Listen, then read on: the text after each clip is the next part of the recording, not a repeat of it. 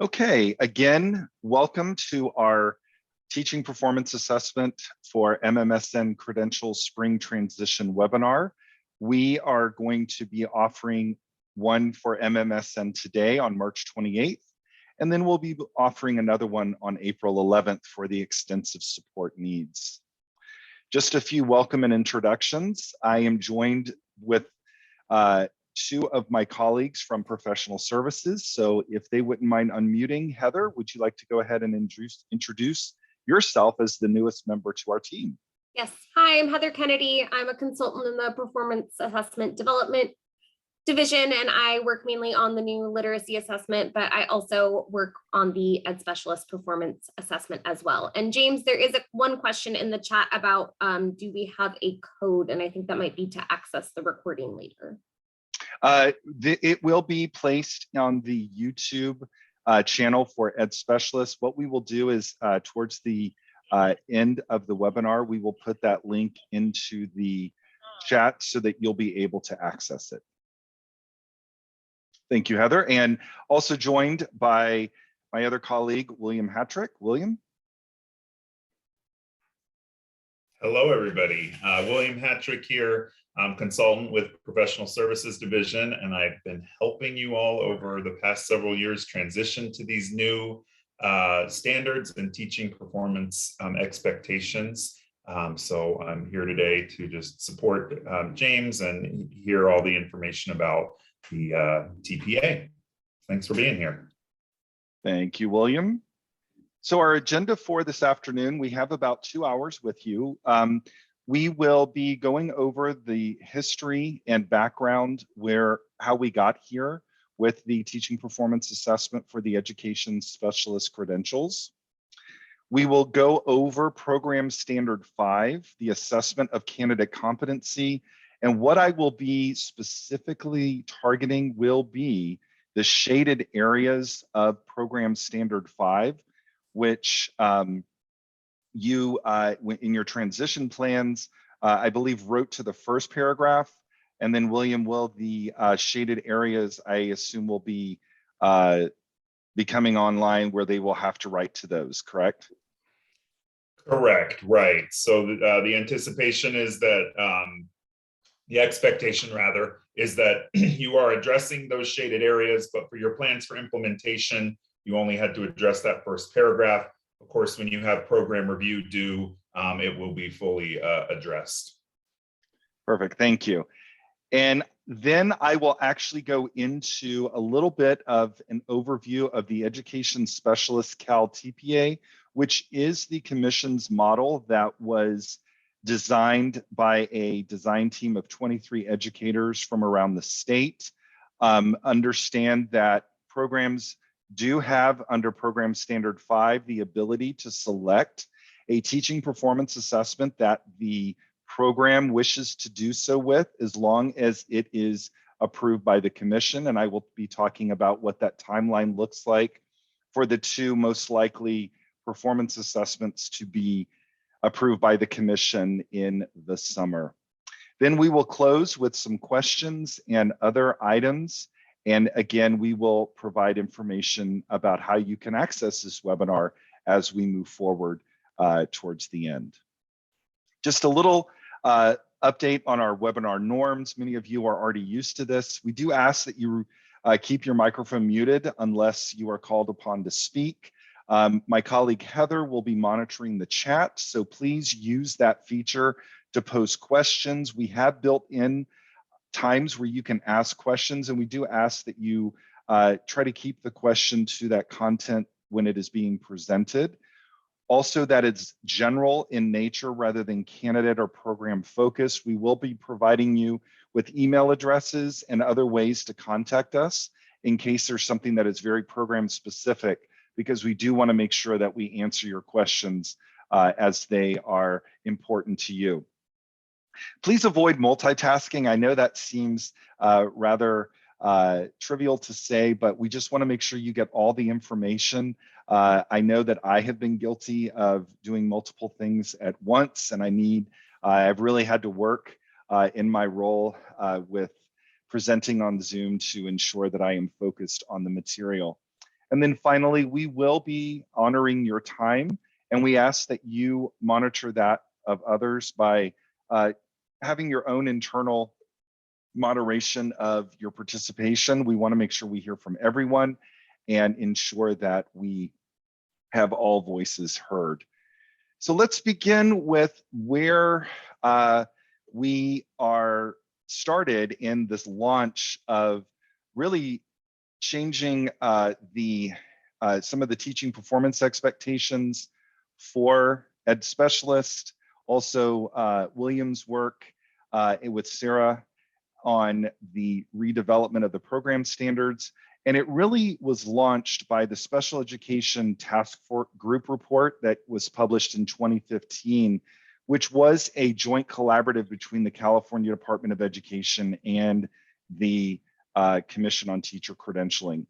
And what I'm going to do is, if you haven't had a chance to read that report, I would strongly recommend that you look at it because it really outlines a lot of the elements that we have developed in our work. But I'm just going to hit the top 5 areas. The first one is that education specialist teachers do learn the common trunk of both the universal and the special education or ed specialist TPEs.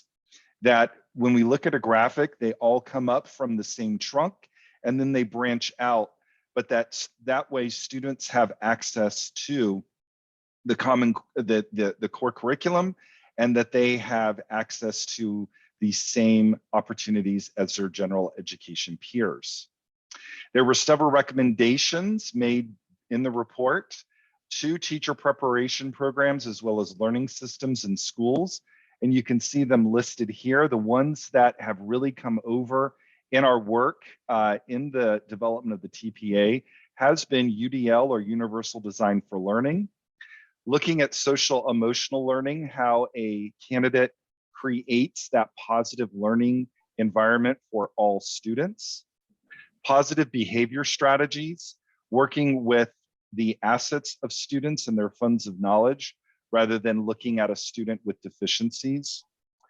Looking at data to monitor student progress and inform instruction. Evidence-based reading instruction, of which is going to take off even further in Heather's work that she will get started later this summer. And finally, digital literacy and instructional technology, ensuring that all students have access to educational technology in their lessons. The third piece was that teacher candidates should learn how to support the needs of all students. All means all in California. And there should be special authorizations for the DHHVI and the ECSC, of which we already have, but those were additional recommendations made by the report. Number 4, that candidates, ed specialist candidates should be able to provide instruction and support to general education students, not just the students who may appear on their caseload, but in a co-teaching or co-facilitation type of environment that candidates work with all students.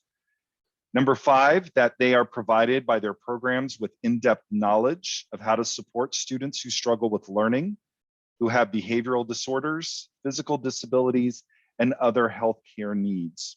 So as a result, in the credentialing structure, we know that there were 7 previous credentials and they went to 5. And in those 5, William, correct me if I'm wrong, I think I have this right, it was looking at students based on the needs that they have and looking at the way that the credentials were structured. Students could receive a variety of different supports based on what they needed, as opposed to being placed somewhere for that support. James, we have a question. So going back to number 1 on the previous slide, does that mean that general education teachers will learn special education as well as a part of the common trunk? That is an excellent question. And I can say that with the commission's model of the Cal TPA, they are becoming more alike than they are different. We are trying to eliminate our silos that we know do exist. And so in the general education Cal TPA, as well as the ed specialist Cal TPA, again, the commission's model, We are having them be more alike than they are different. And what has been happening is that the Ed Specialist Cal TPA has been leading the way. General education teachers, for example, will in the next iteration of the Cal TPA be required to work with instructional support personnel, paraeducators, or other individuals in the classroom to show how they demonstrate that ability to provide a network of support for students. Great question. And then finally, number 6 of the recommendations was that education specialist teacher candidates should be trained in assistive technologies, augmentative and alternative communication systems, and critical transitions for students.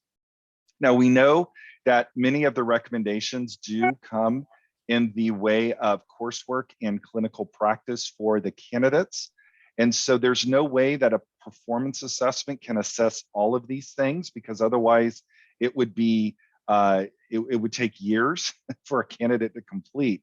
So we want to emphasize that whenever we talk about the competencies and the TPEs that a candidate will demonstrate, it is based on the 3 elements that go into the preliminary, which is coursework that the candidate completes in the program, the clinical placement or clinical practice that the candidate engages in, and then finally the performance assessment. But all 3 of these work together to produce what we'll see in Program Standard 5, which is that demonstration of candidate competency. So again, here's the common trunk. I know we've probably seen this several times. The idea being that at the center is the common trunk of knowledge for all teachers as they enter the profession. And general education breaks off to include single subject and multiple subject. And then in special education, the various 5 credentials that stem from them as well. But that when a candidate is going through a program, especially our mild to moderate support needs and our extensive support needs, they are held to both the universal and the credential specific TPEs. So what does it look like for development over the past 2 years? Well, if you can look at this particular timeline, you'll see that the fall of 2016 saw the initial education specialist credential work groups get together. William and Sarah worked with those individuals for approximately 2 years, where they developed the TPEs for the various 5 credentials, and then presented an item to the commission in February of 2018, where the commission did adopt the revised education specialist credential structure that also included with the program standards, Program Standard 5, which was assessment of candidate competence. And then about a year went by in which the commission affirmed subject matter requirements, the TPEs, the program standards, and the authorization statements. Then we received our charge to develop a commission model, which did begin in February of 2020. And we have worked with our design team through June of 2022. And we will have our final meeting on June 14th of this year. Both the Ed Specialist, both the Ed TPA, Special Education, and the Education Specialist Cal TPA have been engaged in pilot and field tests. And so we are busily gathering all of that data, because you'll see that in May of 2022, we will be completing standard setting studies with mild to moderate and extensive support needs educators. There was a call that went out by February the 28th to invite faculty and other folks involved to participate in the standard setting, and we will have a standard setting panel convened for both mild to moderate and extensive support needs, where they will set the what will be the minimum passing standard. My anticipation is that it will be a transitional standard setting, which means that it will most likely be a little bit lower than what we'd like it to be, but we do understand that programs are transitioning to this new performance assessment for mild, moderate, and extensive support needs. It is consequential. You will have candidates taking this performance assessment upon the enrollment of July 1st, 2022. And so from there, we will provide that information to the commission at the June 2022 meeting. I will be writing an item on that information and data. And then, as I said, it will become operational in the academic year 2022-23.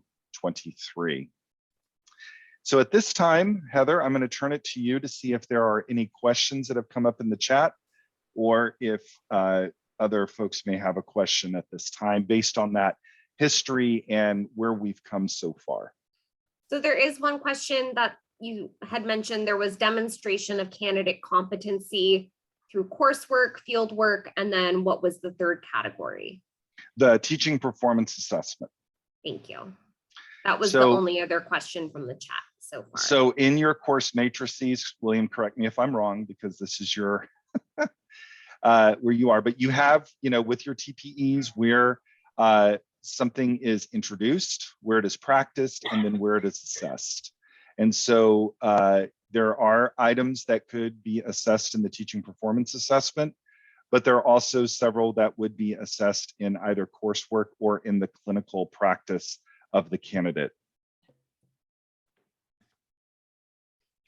Thank you. Any other questions that you have put into the chat? I'll just take a moment or two, or if you'd like to unmute yourself and ask. We have another one. If candidates are in year 2 of their program, so they would be continuing with what would have been like a previous program for 22-23, would they need to take the TPA? No, if they were enrolled prior to that July 1st, 2022, then they will complete the program and they would not be responsible for the teaching performance assessment. And actually, James, there was an earlier question and it came up today in our office hours. So it might be good to address too, about somebody who has participated in the field test or pilot for the Ed Specialist Cal TPA, and moving forward, let's say they go and back and get a multiple subject credential, they still have to do the multiple subject TPA. In other words, we're not taking pilot or field test as a substitute for doing the TPA at this time, right? That is correct. Yes, they would have to do the multiple subject TPA. The reason is because the way it is written in our regulations for Title V, it says a commission approved TPA. And because the Ed Specialist Cal TPA nor the Ed TPA for special education have been approved by the commission, they cannot be counted. Heather, any other items come forward? That is it so far. Okay, well, Heather will continue to monitor the chat, but let's go ahead and look at Program Standard 5. And what I wanted to do is I wanted to take the quote from the standard that reads that during the program, candidates are guided, and you want to emphasize the word guided, and coached on their performance in relation to the TPEs using formative evaluation processes, of which a TPA is a part of that formative assessment. Verification of candidate performance on the TPEs is provided through candidate passing of the TPA model selected by the preparation program. I want to really emphasize again, I'm going to say it a third time, I know that works with my kids, is guided and coached. What the TPA is not designed to do is to be considered a quote unquote final exam at the conclusion of your preparation program. It should be embedded within your coursework and the clinical practice, because what candidates are being asked to do, as we'll see a little bit later in the assessment design standards that have been adopted by the commission, is to produce what a day-to-day expectation would be of a teacher earning this particular credential. And so therefore, your university supervisors, your mentors, your master teachers or guided teachers, whichever terminology you are using, are a part of that process. What has happened over the course of time is that we know that teaching is not an isolated art. It really is something that multiple people engage in so that the candidate can produce the best work that's possible. I really think that in teaching nowadays, you have to work to be by yourself, because really it is a transparent, open process.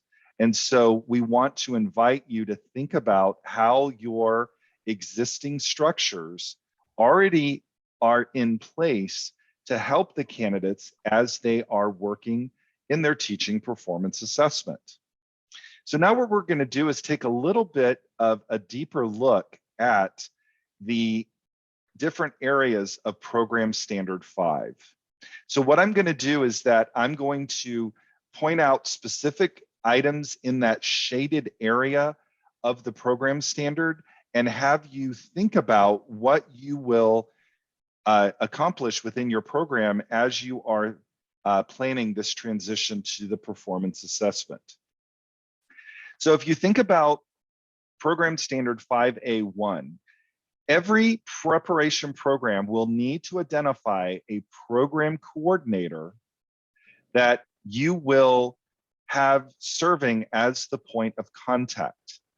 As we get a little bit closer to the summer and that July 1st date, we will be contacting you and asking you who your program coordinator is. You will also be selecting the model that you wish to use when they are officially approved by the commission, and you will definitely want to pay close attention to that June item, because both I will be bringing forward the Ed Specialist Cal TPA and Scale will be bringing forth the Ed TPA for special education. One of the duties of this program coordinator is that will be the person who will receive the data for candidate scores when they are made available.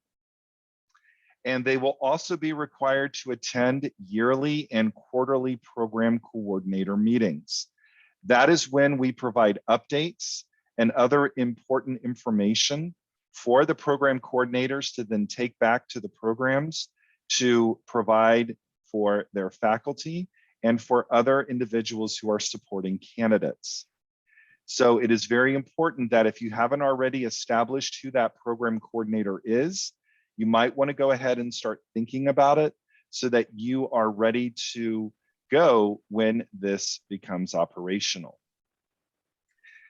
In both the Ed TPA and Ed Specialist Cal TPA, videos are required as part of the assessment that is in the assessment design standards. So it is important to think about someone at your program who might be able to serve as a liaison for technical expertise for candidates. We do have a number of different information on the CTC exams website that I will share with you a little bit later. But there are so many different programs that candidates can use that are free, where they can upload their videos and use them for their video requirement in both performance assessments. It can be somebody in your tech department, but it could also be somebody within your program. Again, this isn't required, but I would strongly recommend that you have a point person because it will help you with your other faculty members and master teachers. James, somebody would like to know if the program coordinator is also the TPA coordinator, or are those two roles the same, or are they different? The TPA, it would be the TPA program coordinator. They are the same. Thank you. Good question. So continuing on, I know many of you already have MOUs with your districts. You want to make sure that you have the permissions already in place for video recording of students. Oftentimes, the districts or other schools will have that in their electronic database. I know in our local school district, we use a online database called Infinite Campus, and candidates can go in there, or the master teacher can go in there to see who has granted permission for their child to be video recorded. I will show you a little bit later on that CTC exams website where you could see other types of forms that candidates can use. They do not collect the forms. All they do is, in both performance assessments, they indicate through an attestation upon turning in their electronic portfolio that they have secured video recording permissions from their students, as well as other adults who may appear in the videos. So it's important that they understand that if they have paraprofessionals or other individuals who are being recorded, that they have to ensure that they have secured their permission as well. And again, this is a requirement of the assessment design standards, and there are resources that can provide assistance with this. The other pieces that are important with 5A is number 4. The program will be responsible in its accreditation cycle to review aggregated data over time for their candidates. In addition, the ADS system will also be posting data on TPA passage rates. The general education TPA data has already been uploaded to ADS. So if you were to do a search of your institution, you will see data that is going to be posted. Cal APA data for administrator performance assessment, I believe, is next in the queue. And then the Ed Specialist Cal TPA, or those candidates who are earning an education specialist credential, that data will be available as well. The accreditation system is starting to take a look at TPA data in its accreditation decisions and asking for those moments, like I had said before, how are candidates being supported? How are they being coached through that process? As you know, in Standard 5A5, there is faculty training that is required with those 10 hours. You could put the 10 hours with a portion of it being the TPA.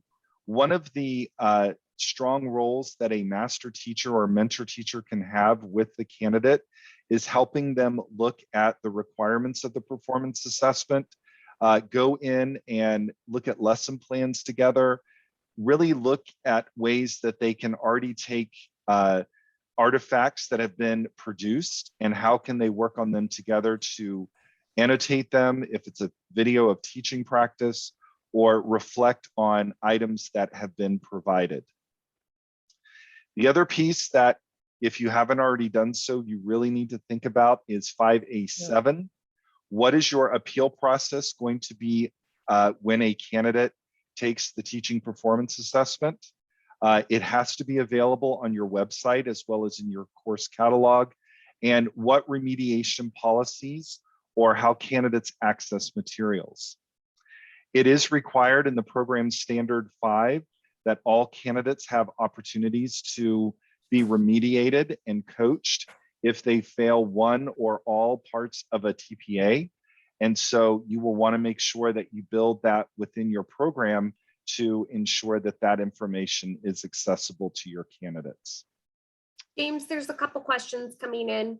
Okay. Will the institutions be given training materials? That's a great question. When you or the program coordinator, sorry. Right. When you have indicated which performance assessment you are going to engage with, and I'm going to speak on behalf of the commissions model, the Ed Specialist Cal TPA, we will be having a beginning coordinators meeting in the summer, most likely in July, towards the end of July, maybe early August. And we will be providing materials and other resources to assist in that process. The other thing that we are going to provide with the Ed Specialist Cal TPA is we did faculty workshops when we were with the Cal TPA and the Cal APA. And now that we're able to again meet, unless we have another variant come up, we will be offering these throughout different regions in California where you can bring your faculty together. We'll walk you through the program guide and other aspects of the Ed Specialist Cal TPA. I am sure the Ed Specialist TPA will offer similar information. I unfortunately can't speak to it because I am not sure where they are in their schedule, but I know that Scale is always very forthcoming with their information as well. Also, will the TPA coordinator meetings be virtual? At this time, yes, they will be virtual. We have no plans to go in person. So our intent is that they will be virtual. We might consider hybrid, but we have not had conversations that far out yet. Okay, and could you please talk more about the appeal process? Doesn't Pearson have its own appeal process? It does, and so you would indicate what that is on your website. And so this is important for candidates to know. And also once they have received their scores, then the program works with the candidate to help in those remediation and extra support processes to help them as they are moving forward to pass the TPA. And there's going to be another piece that you're going to have to think about when I get into the next set of sub-standards with Program Standard 5, and it has to do with retakes for your program. So acceptable supports for the Ed Specialist Cal TPA as well as the Gen Ed Cal TPA can be found at this website. Heather, if you could put this into the chat, you can go to the CTC exams website and find information that will assist you in locating acceptable support, as well as general video consent and other resources. Of course, when the Ed Specialist Cal TPA, the commission's model, becomes operational, we will of course be posting that information here as well.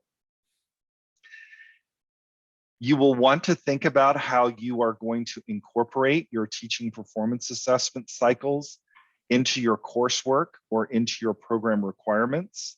Where are you going to possibly place it in terms of where the candidate is in the program, and how it will support the candidate in their clinical placements and in their coursework.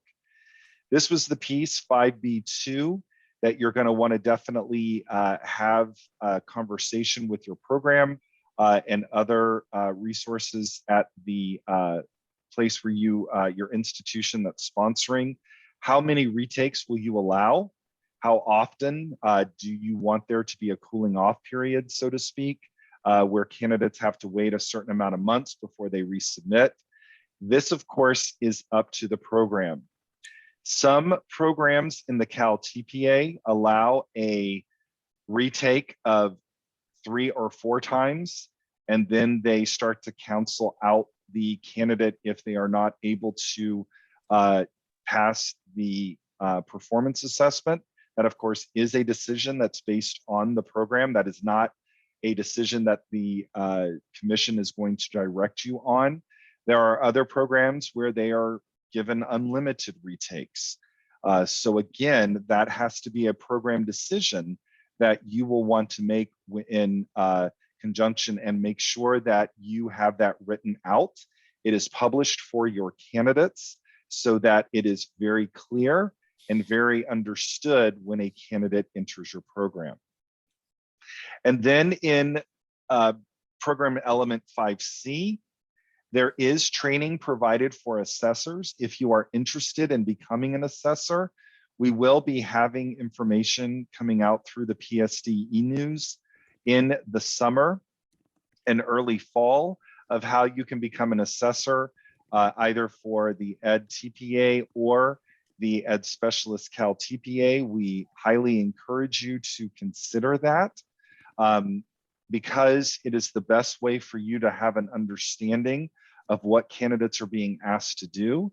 You are provided with training, and the training is still virtual. It is online. That we found success with that.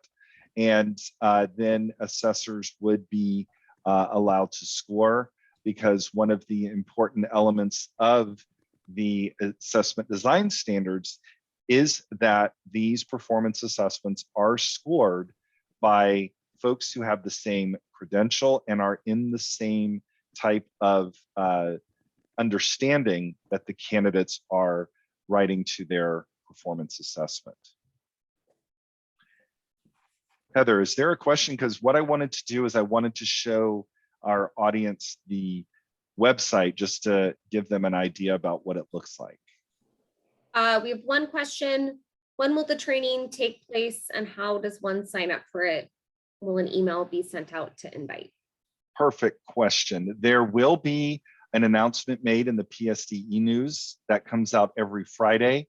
Also, there is, I'm going to provide you with information on how to sign up for the Ed Specialist Cal TPA newsletter that I offer.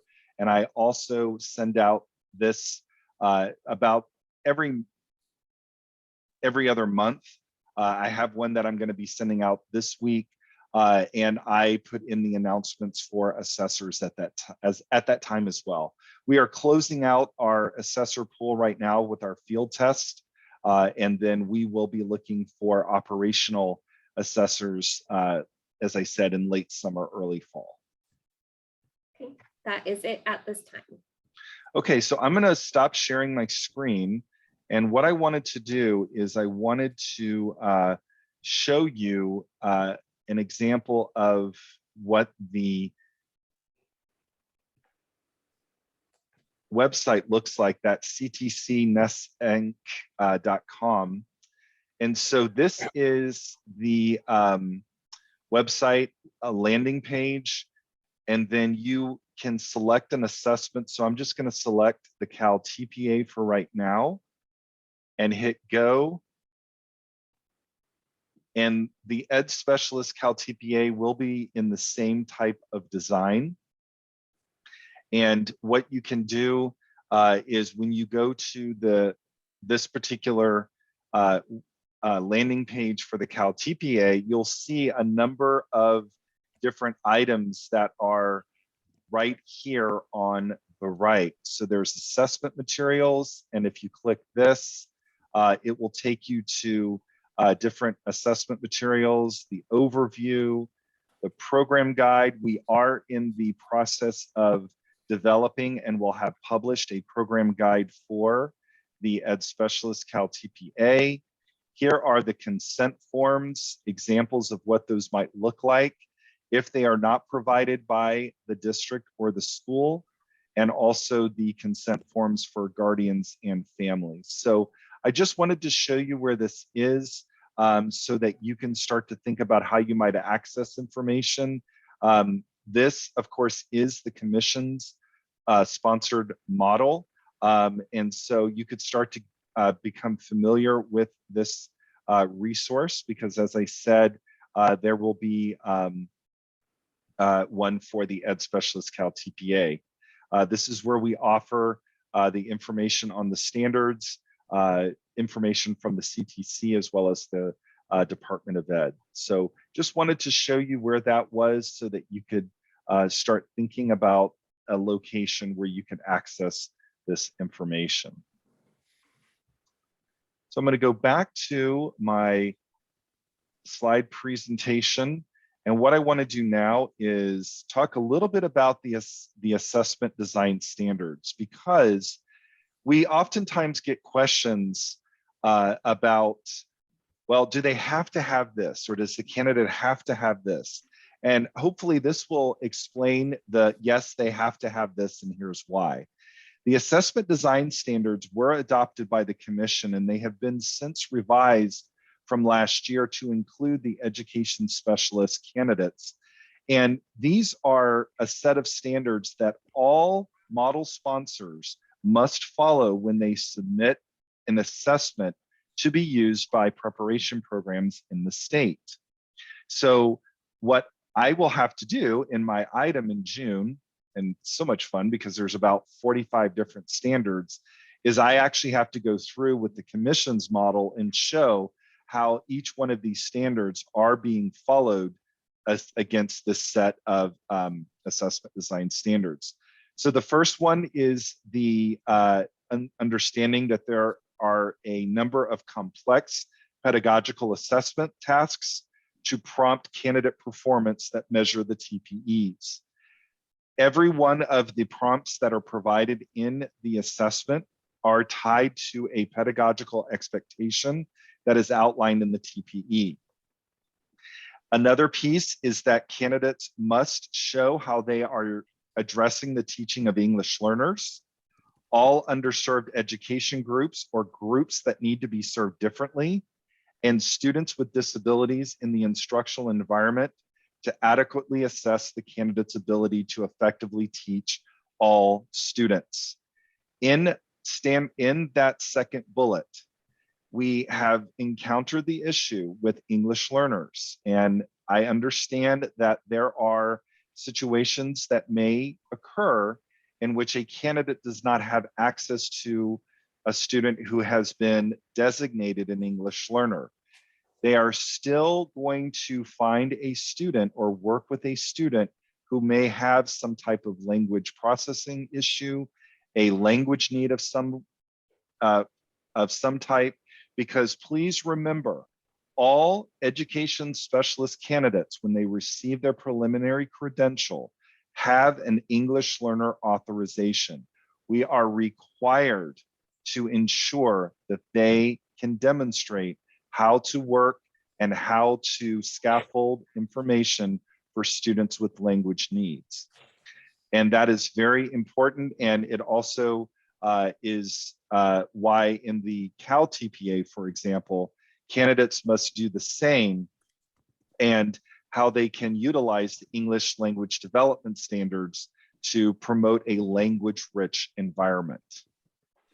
The third piece about video is required by the assessment design standards. It must demonstrate a candidate's ability to teach and then provide commentary through annotations that describe the how and the why of the instructional choices that were made by the candidate and what effect that had on teaching and learning to prompt reflection. So we will sometimes feel questions about, do they have to video? Yes, they must video. These are standards that the commission expects in order for a performance assessment to be used in its preparation programs. Continuing forward, the performance assessment is designed to yield that evidence to make an overall judgment on the candidate's recommendation for the preliminary. Please remember, the TPA is not the only way to assess candidate competence. It is coursework, clinical practice, and the performance assessment. There are items we cannot assess in the performance assessment, most notably IEPs, the laws, and all of the other pieces that go into an IEP we cannot assess in a performance assessment. Our design team felt that was more likely going to happen through coursework, perhaps even clinical placement, but assessing it through a performance assessment would not be particularly effective. It includes a clear and easy to implement appeal process for candidates who do not pass, and also that programs must define that retake policy who fail one or more parts of the TPA. So again, these are not areas that it's kind of like the program standards and the common standards, William, in accreditation. They are there, they have to be followed. And so these are the other pieces that when assessments are designed that they have to follow as well. All right, so what I'm going to do now is see if there are any questions on either the program standard 5 piece that I presented or with the assessment design standards. So Heather, do we have any questions? Yes, so going back to our assessment design standard regarding English learners, there was a question asking, is that why there are ELD standards in cycle 1, but they're not required in cycle 2? Is that for teacher candidates who do not have English learners in their assignment? No, that's a great question. If in cycle 1, and we're going to use the Cal TPA because that's the model that I'm most familiar with. I don't want to speak to the Ed TPA, but in cycle 1, the ELD standards are required as well as the goal, because that's where we are assessing that getting to know students and planning instruction. It is not required in cycle 2 because it is already, if a candidate has taken and passed cycle 1, they have already demonstrated their competency to do that. If they do have English learners, if they have students who are English learners, it would be expected and supported that they are able to provide that information. It is not, however, required in the rubric as it is in cycle 1. We also have a question, will people be scoring their own candidates, or are they sent somewhere else or to someone else? At this time, both the Ed TPA and the Ed Specialist Cal TPA are centrally scored, meaning that candidates upload their submissions and then they are scored by a team of trained assessors in that credential area of emphasis, who then score the submissions on a rotating basis. When candidates submit their electronic portfolios, they get their results within 3 weeks of submission. Okay, and let's see. We also had a comment regarding asset-based language, and James, I know you'll probably have some information around this, using more asset-based language like emerging bilinguals at the commission level, and more of an asset-based approach for students who speak more than one language. I know you'll have something to say about that. So correct, yes. And that actually, it's an interesting point because that appears to be developing at the Department of Education as well as a consideration, and really looking at the home languages of students and what they bring and how to use that as an asset and a point of funds of knowledge for students. And then a couple more questions, lots of questions coming in. Do Sure. Candidates who are completing their Ed Specialist credential this semester need to take the multiple subject TPA if they're adding that credential next year? If they are earning a credential at this time, and let's say they are in 2 programs, they will need to take and pass the multiple subject performance assessment, yes. Okay. We still have some questions about the appeal process if a candidate does not pass the Cal TPA. Is there a process on the Pearson website showing a candidate what the steps are to appeal them directly, or would their credential program do that on their behalf? What occurs is that there is a number and an email that candidates can use to get information about their scores and what resources they have available to them when they are appealing a score, or if they want to have a score report completed for the purposes of examining their scores. And so that is the type of information that would be provided. But when we are, I can at least again speak for the Ed Specialist Cal TPA, when we have our beginning coordinator meeting, our first one, we will go over that information.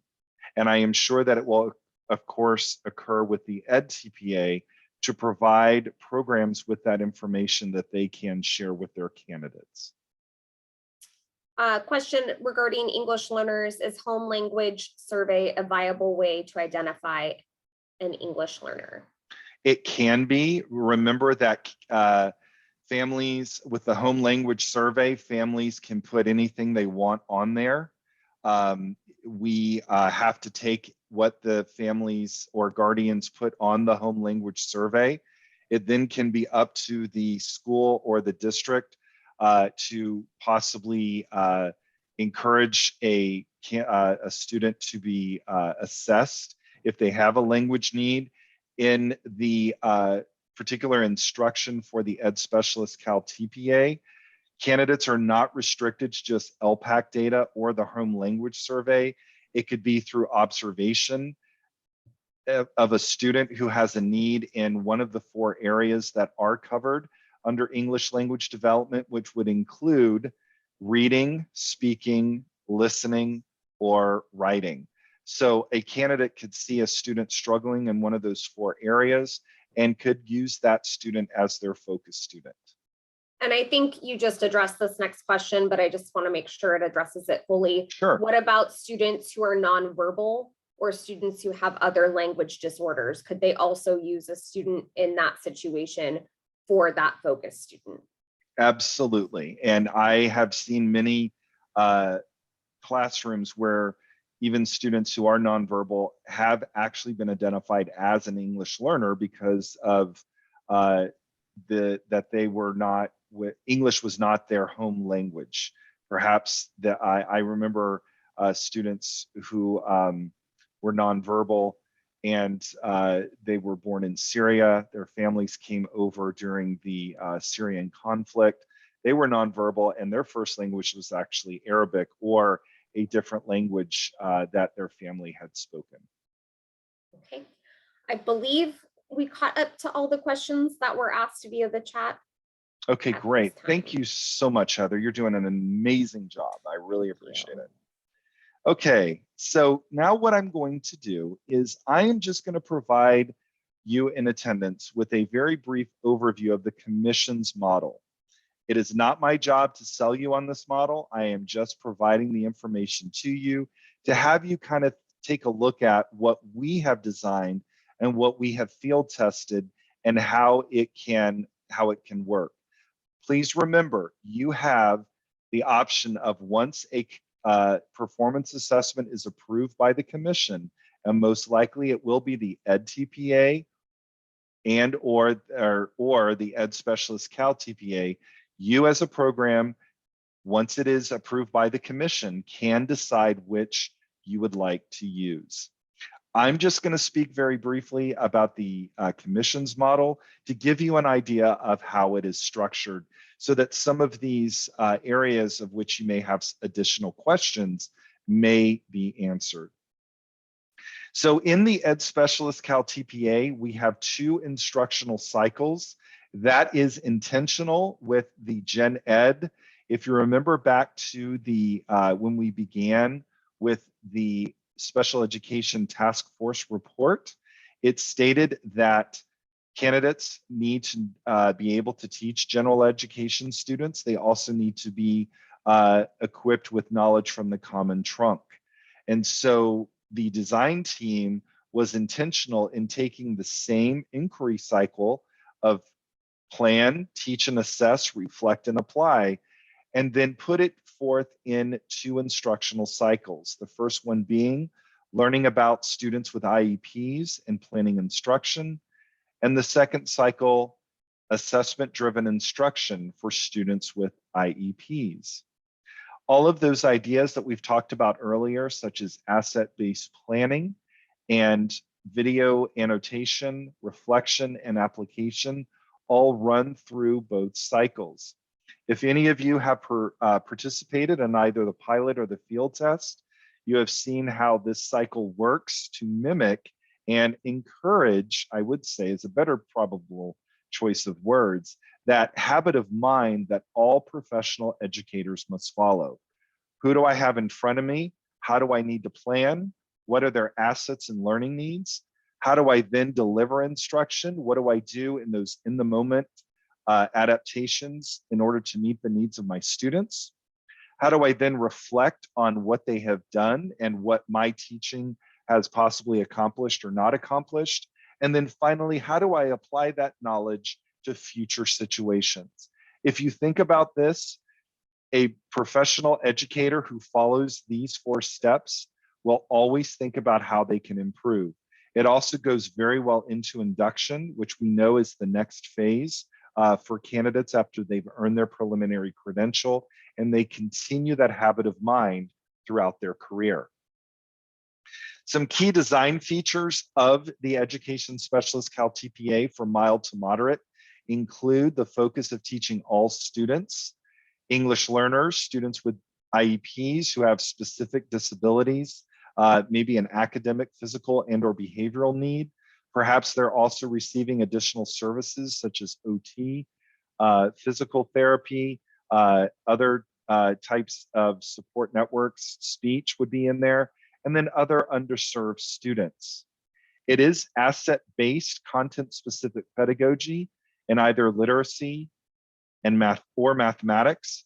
If cycle 1 is completed in literacy, it is then expected that cycle 2 will be completed in mathematics, and then vice versa. And I will explain a little bit about how the literacy and math can include access into other content areas.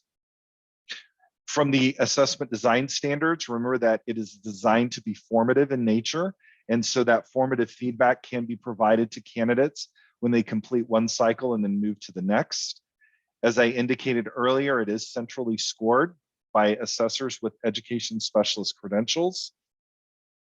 The assessment design standards demand that the video is directed, specific, and annotated, and it also is meant to be a natural harvest of evidence. What are candidates already doing on a day-to-day basis with their students? This should not be asking them to do things that they aren't already doing. I hope they are creating lesson plans, that they are designing instruction to meet the needs of their students. They are reviewing IEPs. They are then teaching. They are reflecting. They are having these conversations with their master and mentor teachers, and then thinking how they can apply new learning to future situations. Also in line with the assessment design standards and the task force report is educational technology that is embedded into instructional planning and practice. You can, with literacy and mathematics, integrate subject matters. So for example, if a candidate is working with science, they can integrate mathematics by looking at tables, by looking at graphs, or they can infuse literacy by looking at reading in the content area. They can also integrate instruction with functional and/or life skills, depending on the needs of the students. What are the students in need of? How can they best be supported? Another piece that is important is coordinating and collaborating with instructional support personnel. In cycle 1, the candidate focuses on planning with instructional support personnel in step 1, but because it is only one lesson, it is not required in the videos of the teaching. However, in cycle 2, not only do they indicate how they will work with instructional personnel in the planning, but because cycle 2 is a series of 3 to 5 lessons, they will have video that will show how they interact with other adults in the room. There's a focus on academic language and/or communication development, as well as age and/or developmental higher order thinking skills, and also attention to both classroom and non-classroom instructional contexts. If a candidate wishes to video record their CBI lesson, they could certainly do that, where they take students to a grocery store and how do they work with others in selecting a functional or life skill that they will then take. That certainly is allowable, because it is one of those non-classroom contexts that may benefit and show how the candidate can use that in their performance assessment. In terms of the teaching performance expectations, remember that MMSN candidates are held to both universal and mild to moderate. And so these are the 6 domains of those TPEs. Heather, I see you've unmuted, so I assume there is a question. Yes, one comment, just as sort of a point of clarification and then a question.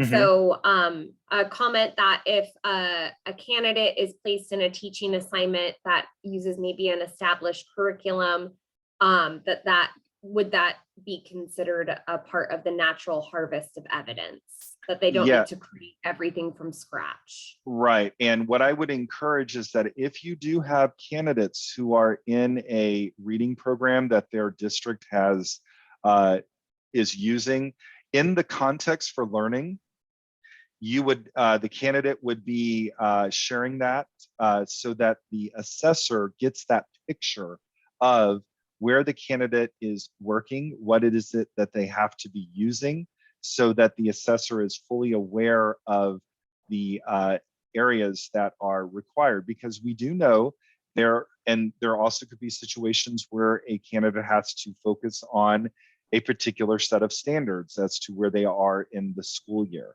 So all of that would be provided in the context so that it helps give the assessors that full picture of the candidate's placement.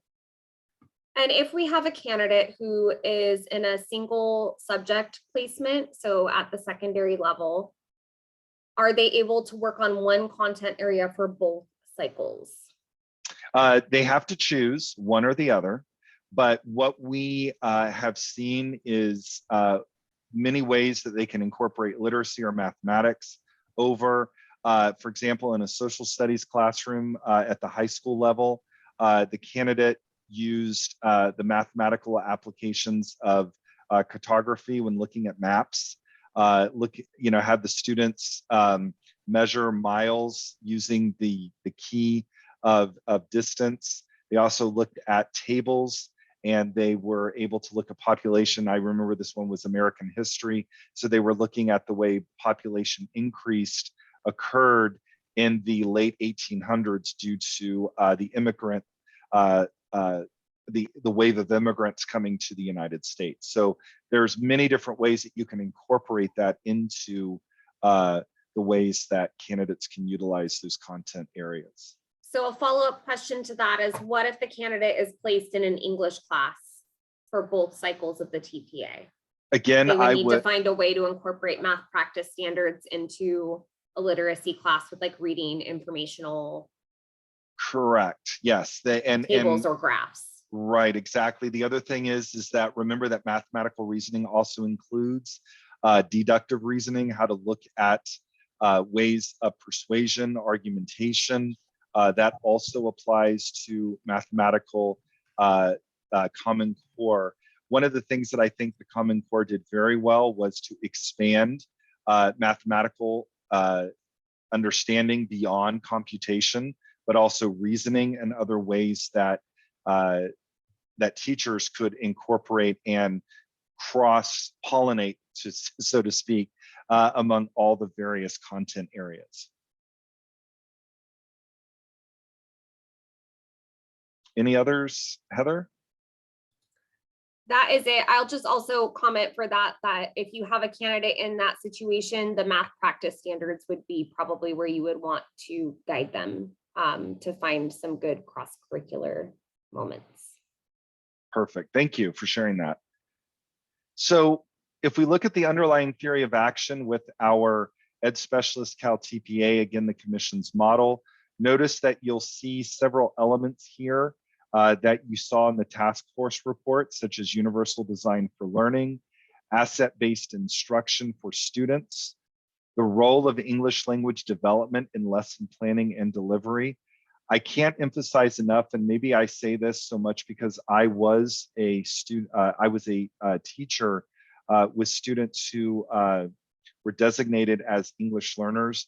But when the ELD standards were rolled out about 6 or 7 years ago from the Department of Ed, they really were meant to be used to amplify the Common Core. How are you able to engage students in collaborative, interpretive, and productive ways of using language to create that language-rich classroom? I believe we could all be in agreement that all students can benefit from a language-rich focus on instruction. That deep understanding of higher order thinking skills, knowing that all students have access to a rich process by which they can critically think. In the Cal TPA for Ed Specialists, we have included within transfer the idea of generalization, how a student can generalize from one situation to another as a part of their higher order thinking. Using academic language and communication to develop based on the needs of the students, that facilitation of instructional support personnel, and how candidates model and provide metacognition and scaffolding to students. These were the field test programs in cycle 2. Some participated in both cycles. Others participated maybe in one or the other. But I just wanted to show you the number of different institutions that we had participating in our field test. I don't have the data for the Ed TPA, I apologize, but I know that they are also in the process of field testing as well. With the commission's model, we do offer a number of additional supports that we encourage you to take advantage of. There is a pilot site that is here on this slide that provides information for you as programs to take a look at what's currently offered for the Ed Specialist Cal TPA, knowing that some of it is still in development. We cannot provide you with guides as yet because there probably will be some revisions. Heather and I know that there's a major one that we need to make sure gets in there. And so we want to make sure that we have the guides edited to exactly what they need to be as they move into operation. And please remember that no model has been officially adopted by the commission. I anticipate that the commission will adopt this, but I can't speak for 15 people. I don't know if they'll direct us to include something else, but we are hopeful that they will adopt what we put forward. There are 2 email addresses here for technical support and or policy support. Technical support is of course offered by Pearson, who is our technical contractor. They work with both the Ed TPA and the Ed Specialist Cal TPA. And then policy support, this is an email mailbox that I monitor for policy support with the TPA. If you are interested in attending our office hours, we offer them every Friday at 10 a.m. We would encourage you, even if you are not participating in the field test, if you just want to come in and listen, you can find these office hours through the PSD e-news coming out on Friday. We would encourage you to participate with us. We have people just come and they want to listen in and see what questions are coming up. We also offer digging deeper webinars. We've done this this year. We've offered them quarterly. Our last one is on April 20th. I can't believe I'm saying our last one, but it is going to be all on social emotional learning. We have worked to bring all of our assessments together. So the Cal APA, the Gen Ed Cal TPA, and the Ed Specialist Cal TPA in ways that candidates and programs can help with providing opportunities for social emotional learning for the students. What does it mean when we talk about providing that equitable and safe learning environment for all students?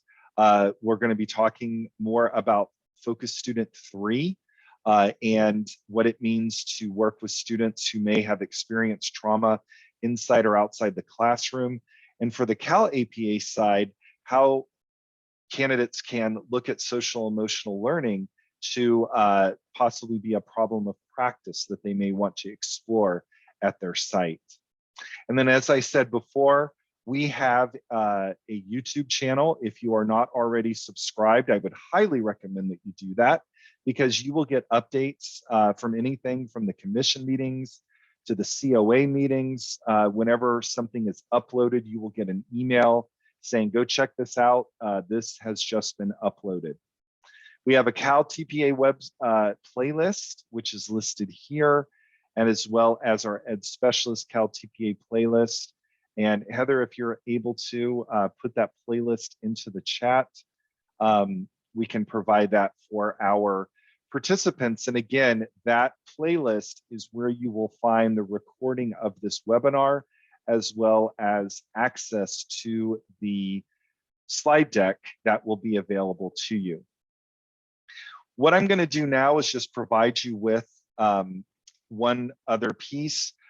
If you are interested in joining the Education Specialist Cal TPA Program Coordinators email list, Heather's going to put this in the chat. You can go and sign up just like you do with the PSD e-news. And it is a listserv, so anytime I update information, I will send that out. I believe, William, you have something similar that you provide with program coordinators that you and Sarah have as well. Yes. And if you have specific TPA questions as it relates to Ed Specialist, there is a email box here, spedcaltpa@ctc.ca.gov. And program questions, I believe, William, this is your mailbox, the special education @ctc.ca.gov. So if you have other questions, you can certainly ask. So what I'm going to do now is I am actually going to stop sharing and go back to gallery mode. And I'm going to stop the recording. And again, this will be available on the on the Ed Specialist Cal TPA information, and we'll have that available. Heather, was there a request to have the information back up again? No, just a couple of comments and questions. Just back in